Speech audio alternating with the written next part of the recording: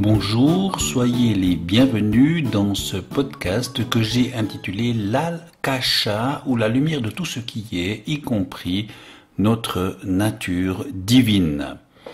L'Akasha est tout ce qui est la substance primaire dont tout émane, et dans l'approche de Nassim Haramein, elle est la mémoire de l'espace-temps toujours en expansion. Depuis des millénaires, des mystiques, des maîtres spirituels et des sages de diverses traditions du monde ont lu les dossiers akashiques, des archives dynamiques qui renferment de l'information sur chaque âme et sur son parcours de vie, bien entendu. C'est en somme la connaissance illimitée de l'univers que nous allons découvrir.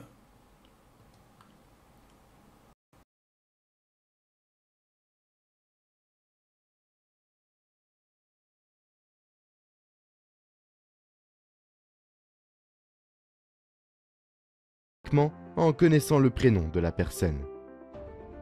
Selon les croyances spirituelles, les archives akashiques sont également connues sous le nom de livres de vie pour un individu et contiennent toutes les pensées, paroles, intentions, émotions et actions de cette âme, depuis le moment où il quitte son point d'origine jusqu'à la fin des temps. Ce champ contient également les significations et les liens les plus profonds entre chaque élément d'information, ainsi que le but, les appels, les talents et les leçons de l'âme.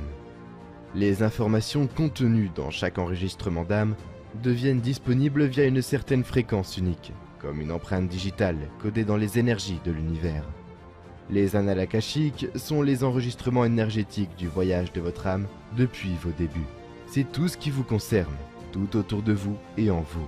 C'est tout ce que vous êtes, avez été et les potentiels que vous êtes encore à devenir. C'est un champ d'énergie spécial qui imprègne tout votre être. Ce n'est pas quelque chose de séparé de vous, mais une partie intégrante de vous. Je crois que les annales akashiques sont des documents vivants et changeants. Au fur et à mesure que vous changez, guérissez et grandissez, vos archives akashiques personnelles sont mises à jour pour refléter ces changements. Comme vous pouvez l'imaginer, vos annales akashiques contiennent une quantité infinie d'informations. Il n'y a pas de fin aux informations que vous pouvez explorer sur vous-même et vos relations avec les autres lorsque vous travaillez dans les annales akashiques. Les informations vous sont toujours présentées avec amour et compassion par votre famille spirituelle divine. Il existe des êtres spécifiques, des aspects énergétiques qui se spécialisent dans le domaine énergétique des annales akashiques et sont appelés les gardiens des archives. Les archivistes font également partie de votre famille spirituelle divine.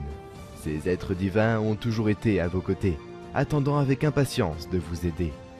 Par respect pour votre libre arbitre, ils attendent que vous preniez contact et demandiez de l'aide. Les informations obtenues à partir de vos archives akashiques sont le résultat direct de vos questions. Vos questions guident les archivistes et les maîtres ascensionnés vers le bon espace énergétique pour récupérer les réponses que vous êtes prêts à connaître. Parfois, nous pensons que nous sommes prêts à savoir quelque chose. Mais en réalité, nous ne le sommes pas. À cette époque, la réponse semblait nous échapper, pour devenir limpide dans les moments les plus étranges et les plus improbables. Imaginez un verger de pommiers infini, plein de pommiers, qui regorge de pommes. Chaque pomme détient la clé des différentes expériences que votre âme a vécues, et chaque arbre représente des thèmes que vous avez expérimentés tout au long du voyage de votre âme. Lorsque vous voulez connaître une certaine information, vous devez trouver un moyen de diriger les archivistes vers le bon arbre, puis vers la bonne pomme.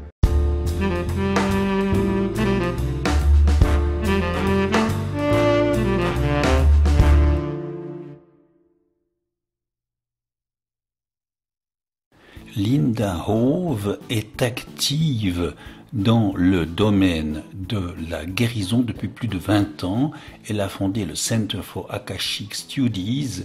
Linda a été touchée et inspirée par la puissance des dossiers pour elle-même et ses clients. Elle a commencé à enseigner cette approche en 1996 et depuis, elle a enseigné avec succès à des milliers d'étudiants à lire avec précision les dossiers akashiques.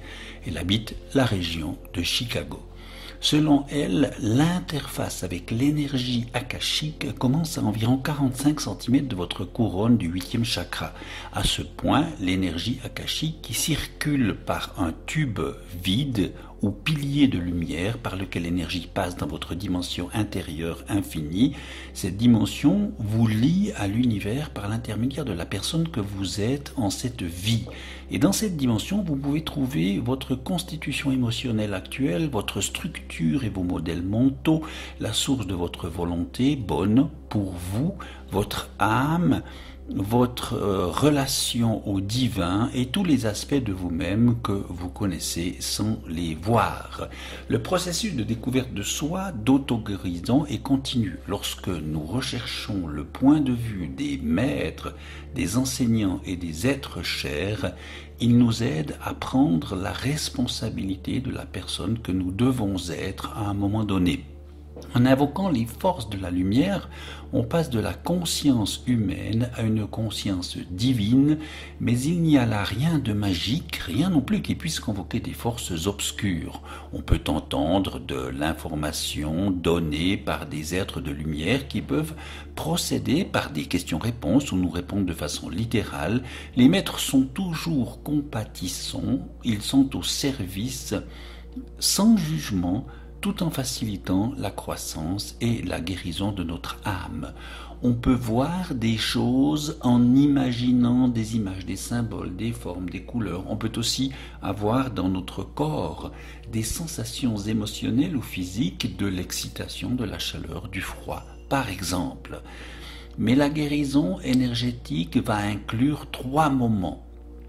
Il s'agit de raconter son histoire, de chercher les causes et les conditions de notre état actuel, de reconnaître la vérité plus haute sur le plan de l'âme. Au stade final, l'intégration des vies antérieures se fait sur ce nouveau plan. L'âme garde des missions qui n'est pas arrivée à son terme, elle en garde une blessure énergétique. C'est ce que nous ressentons et ce qu'il va falloir guérir ou débloquer. Parler en somme de notre ressenti, de notre problème à nos aides. Il peut en surgir le sentiment de l'avoir résolu, un soulagement, une libération, etc. Mais vivre selon les dossiers, cela revient pour l'auteur à vivre selon des absolus, tous d'une importance absolument égale. C'est toujours moins simple que ça en a l'air. Aucune personne, groupe n'est désignée pour subir une punition ou une récompense karmique. Nous sommes tous un dans la lumière aimante de Dieu. 3e point, tout est. Chacun est divin, traversé par la lumière et parfois même en dépit des apparences. 4e, chacune et chacun est toujours en recherche active de la paix par compassion, mais il faut parfois plusieurs vies pour y parvenir. 5e, la réincarnation n'est pas ici une affaire de vie bonne ou mauvaise. Nous avons tout le temps et toutes les vies qu'il faut pour apprendre la compassion et l'amour. Et 6e point, le karma n'est pas une question de récompense ou de punition.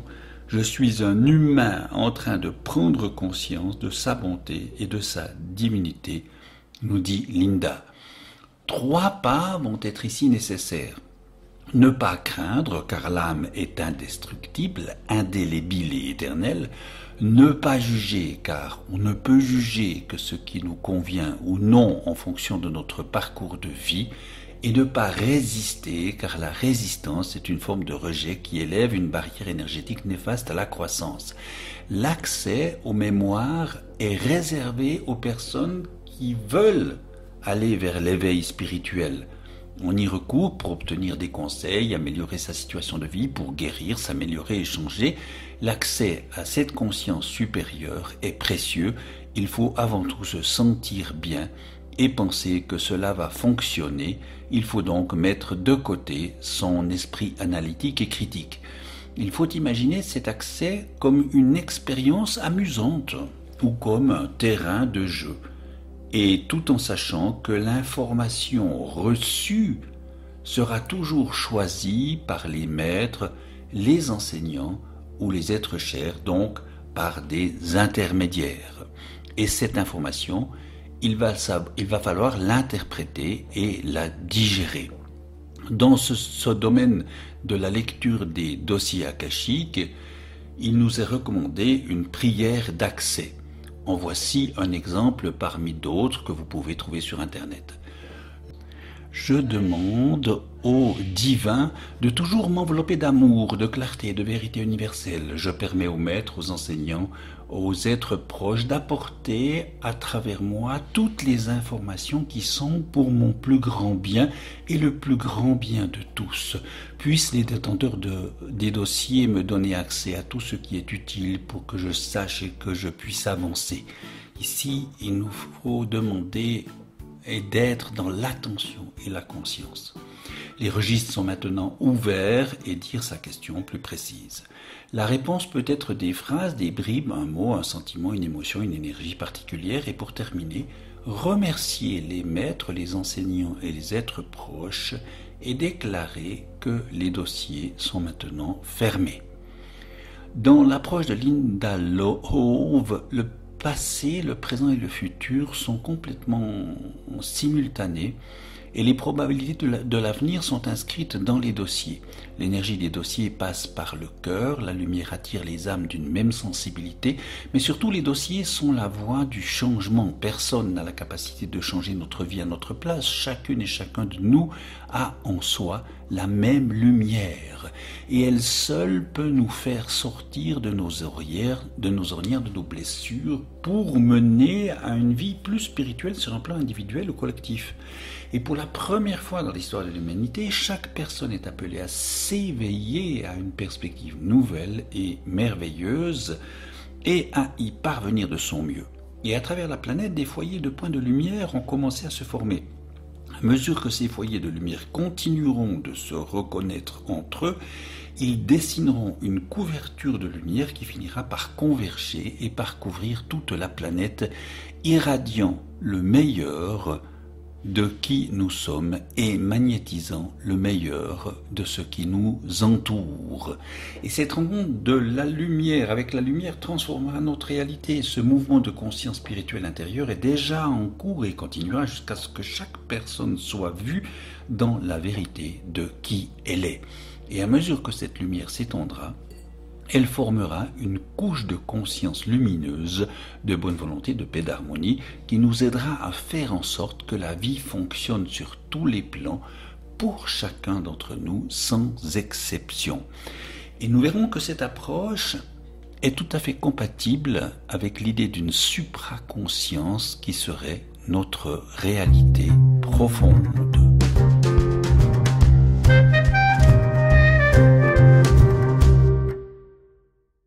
L'approche de Linda est plaisante et tout à fait porteuse d'espoirs individuels et collectifs. Il nous incombe d'en tester l'approche, ce qui peut se révéler délicat car nous n'avons pas toutes et tous les mêmes dons et compétences. Chacun et chacune s'en ira donc à son rythme vers ce qui est inscrit dans le cours de l'évolution de l'univers, vers un partage toujours plus grand et plus efficace avec la conscience universelle et vers cette intelligence du cœur qui place l'amour au centre de tout et de tous. Toute chose, en effet, existe en un instant et le but est la croissance, toujours. De grandir dans le sens que nous donnons à nos propres expériences. Nous sommes un corps physique, mais aussi un corps énergétique, mental et émotionnel. Et le vrai sens de la pureté est une vibration d'amour, une vibration qui rend tout immense, beau et joyeux. Une énergie de guérison, donc, la seule énergie qui compte vraiment, qu'il importe de ressentir, celle qui justement supplante les peurs, les hontes et les culpabilités, celle qui apaise l'agitation, la frustration ou les soucis, celle qui nous accompagne sous forme d'ange gardien.